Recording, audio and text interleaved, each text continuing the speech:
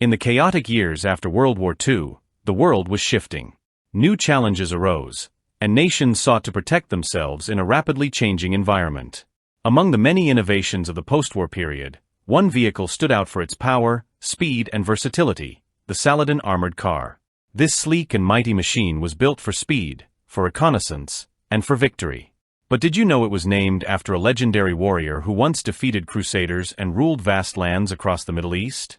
The Saladin armored car was much more than just a military vehicle. It became a symbol of adaptability and strength. Join us as we take a deeper dive into the story of the Saladin, a machine that fought in numerous wars, helped establish peace, and left a legacy that still echoes today. Stick with us until the end, and you'll discover why the Saladin's influence still resonates in the world of armored vehicles. The Saladin armored car emerged in the 1950s, born out of a need to replace the aging AEC armored car, which had been used extensively by the British Army during World War II. The AEC, originally introduced in North Africa during the desert campaigns, had served the British forces well but was no longer suitable for the post-war world. The Saladin was designed to fill this gap, offering a blend of firepower, speed, and mobility in a way that its predecessor could not.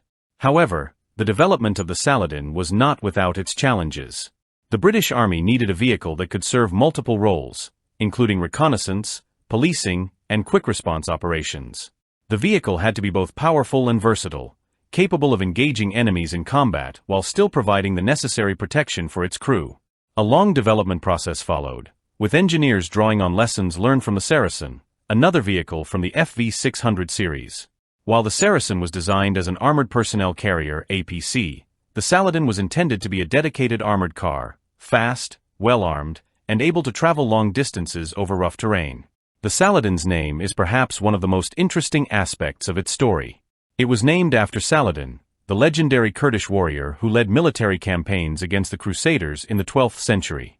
Saladin was known for his bravery, wisdom, and ability to unite disparate factions to achieve victory. The name was a fitting tribute to the vehicle's intended role, one of speed, strength, and tactical brilliance. Officially entering British service in 1958, the Saladin immediately proved itself as a versatile and valuable asset. Its most noticeable feature was its 6x6 wheelbase, which was designed to provide better traction and stability on different types of terrain. This wheel layout made it more agile than many other armored vehicles of the time. Whether moving across the desert sands, the streets of a city, or a muddy battlefield, the Saladin could go where many other vehicles could not. One of the defining characteristics of the Saladin was its 360-degree traversing turret, which housed a powerful 76mm main gun. This gave it the ability to engage enemy tanks, infantry, and other armored vehicles, making it a formidable force in both offensive and defensive operations.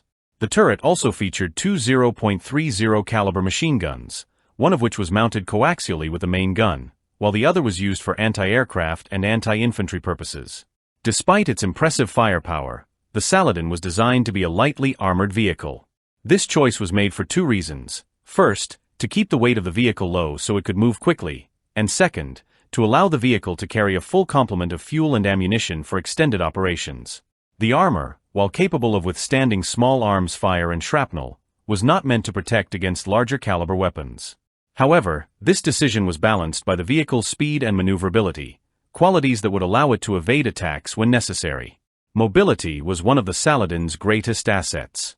Powered by a Rolls-Royce B80 Mk.6A 8-cylinder gasoline engine, the vehicle could reach speeds of up to 72 km per hour, faster than many other vehicles of its time. This speed, combined with its excellent suspension system, meant the Saladin could move quickly across a variety of landscapes, from the smooth roads of Europe to the rugged terrains of the Middle East and Africa. In many cases, its speed allowed it to escape dangerous situations, making it an ideal choice for reconnaissance missions. One of the Saladin's key roles was policing and peacekeeping. As a highly mobile armored vehicle, it could quickly respond to emerging threats or unrest. Countries that had recently gained independence or were experiencing civil conflicts often lacked the resources for more expensive and heavier armored vehicles.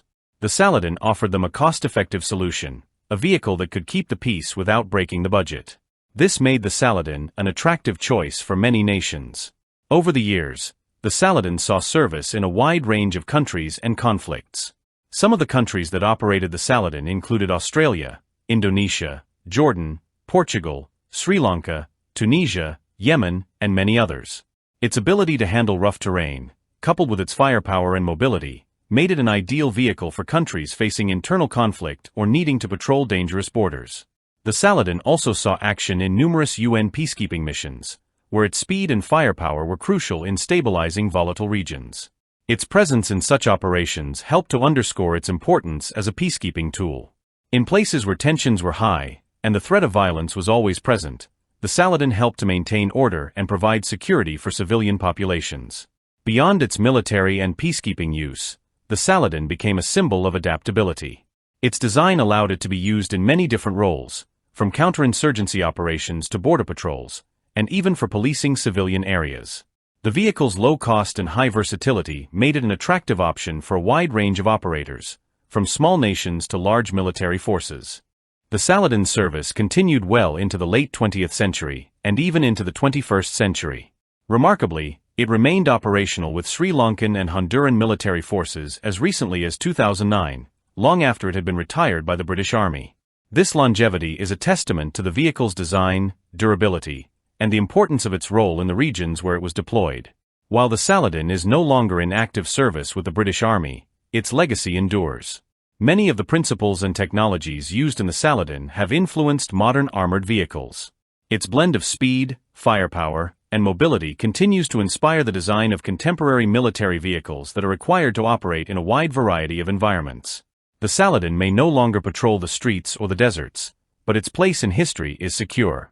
And there you have it, the story of the Saladin armored car, a vehicle that was as versatile as it was powerful. From its innovative design to its decades-long service across the globe, the Saladin truly changed the way armored vehicles were used. It's a reminder that sometimes, the most unexpected designs are the ones that leave the most lasting impact. If you enjoyed this deep dive into the history of the Saladin, don't forget to hit that subscribe button so you never miss a fascinating story from the world of military vehicles. Like the video if you learned something new, and let us know what you think in the comments below. Have you ever seen a Saladin in action? Or perhaps you know of other iconic vehicles from history? We'd love to hear your thoughts. Thanks for watching, and we'll see you in the next video.